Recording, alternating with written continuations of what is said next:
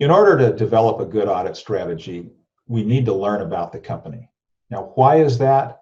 It's so that we can create expectations. You as an auditor should walk into every one of your clients with an expectation of how you think the performance should look for this year, what you think the business should look like, how you think it should operate.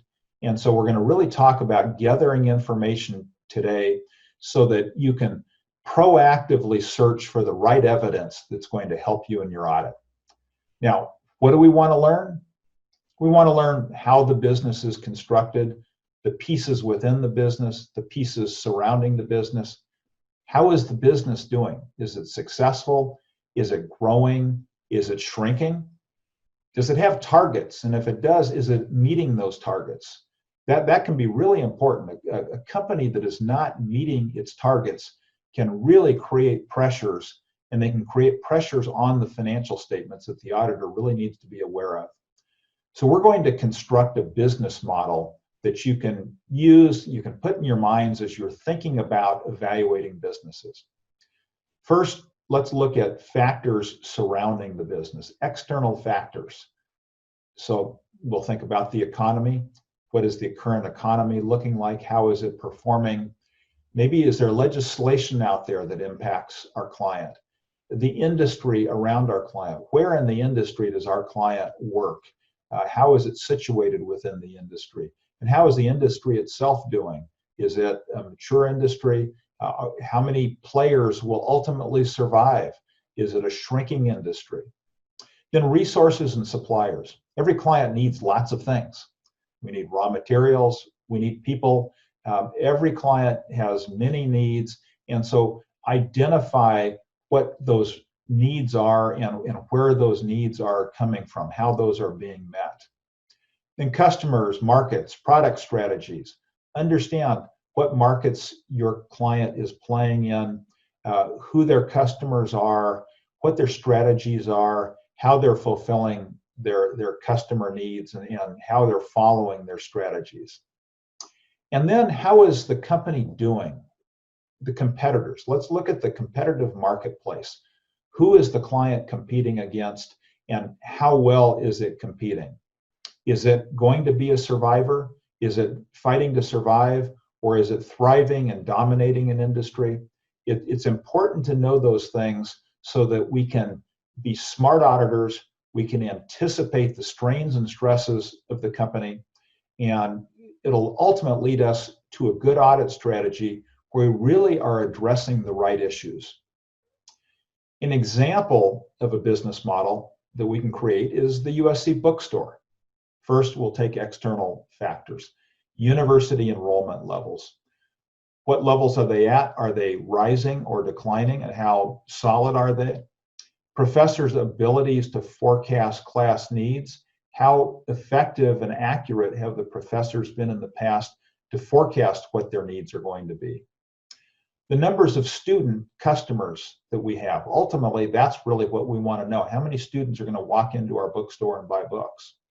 Market trends for book costs. Are book costs rising? Are they falling? Rate of student non-compliance or compliance with what they're told to do in terms of ordering books. And the university practice in general of encouraging textbooks or encouraging other methods of getting information out there. These are all factors that will impact our understanding of our client. Then resources and suppliers. They have book suppliers who are fundamental to the business. And then they have employees. Many are students. They're part-time, seasonal, short-term workers. And then they have long-term, full-time, permanent employees as well. Markets, customers, and products.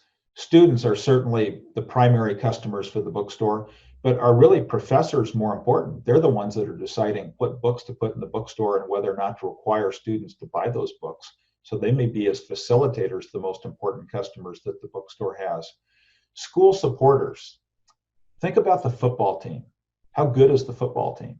And how much does that drive in terms of t-shirts and jerseys and all kinds of sales of products other than textbooks? There are a lot of ways to analyze markets and analyze customers.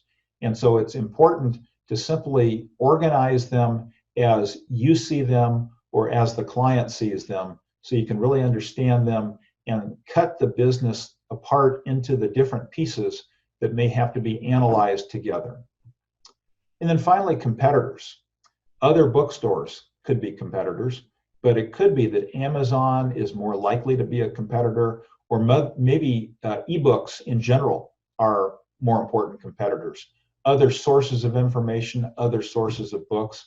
Course readers could be competitive, though generally professors are transitioning from textbooks to course readers, and those will all go through the bookstore.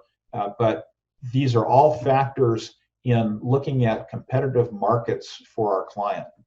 So in general, the environment around the USC bookstore has a lot of factors that are driving it. And the more of those that you can understand before you undertake that audit, the better job you're going to do of planning the audit and of allocating your resources to the right areas. Let's talk about processes. We've got primary processes and resource and support processes. Primary processes are those processes that directly touch the customer or the product. Resource and support processes are more behind the scenes. They're essential processes for the business to operate, but the customer doesn't necessarily see them. They don't touch the customer. They don't touch the product directly. For the USC bookstore, we'll talk about selling books as a primary process, or buying books, or providing customer service. Those are three key processes to the business that directly touch the customer and the product. For resource and support processes, the USC bookstore has to maintain and operate their building. They have to hire and manage students and long-term workers for their workforce, and they place orders and they manage inventory levels. Three critical processes to the business that the customer doesn't necessarily see, so we'll call those resource and support processes. The classification of the processes is not all that important. Really, what is important is simply to identify that the process exists, it's important, and we want to understand it.